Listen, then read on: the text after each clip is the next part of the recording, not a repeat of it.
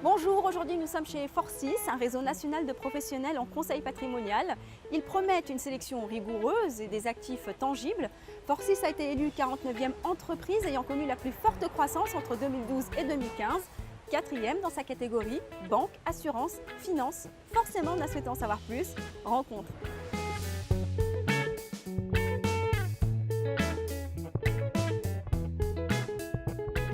Éric Motta, bonjour.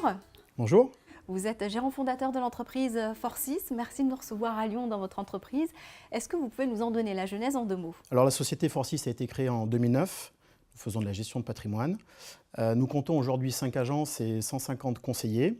L'originalité de notre entreprise réside dans le choix des supports d'investissement que nous avons fait, c'est-à-dire l'économie réelle, les actifs tangibles, pour donner vraiment du sens au placement de nos clients.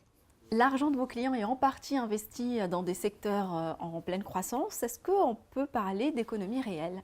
Oui, l'économie réelle consiste essentiellement aux entreprises de biens et services par opposition à la sphère financière.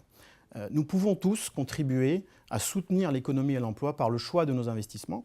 De nombreux secteurs aujourd'hui sont en forte croissance en France, on les évoquera peut-être tout à l'heure. Je pense au marché des seniors, je pense à l'écologie. Ce sont ces choix que nous avons faits pour nos clients et nous leur donnons la possibilité de soutenir eux également ces activités-là. Vous avez fait le choix de privilégier des secteurs à vocation écologique, collaboratif, type par exemple les viagers mutualisés. Est-ce que les clients sont réceptifs à toutes ces bonnes intentions? Complètement. Nos clients veulent donner du sens à leur placement.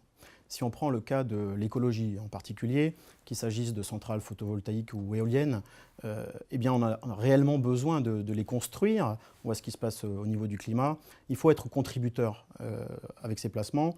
Si on prend le secteur des seniors, il y a une très forte demande aujourd'hui. On prend le cas du viager. Les personnes vont bénéficier d'un bouquet qui va leur permettre d'équiper leur logement et donc de vieillir chez eux et de repousser la dépendance, mais également une rente qui est un revenu complémentaire pour leur retraite et donc d'avoir des services à la personne. Donc tous ces investissements ont vraiment du sens également pour l'économie et l'emploi, comme je disais tout à l'heure. Face aux lourdeurs bureaucratiques, vous avez fait le choix de la dématérialisation. Comment s'est opérée la digitalisation au sein de votre structure? Est-ce que ça n'a pas été trop compliqué à mettre en place?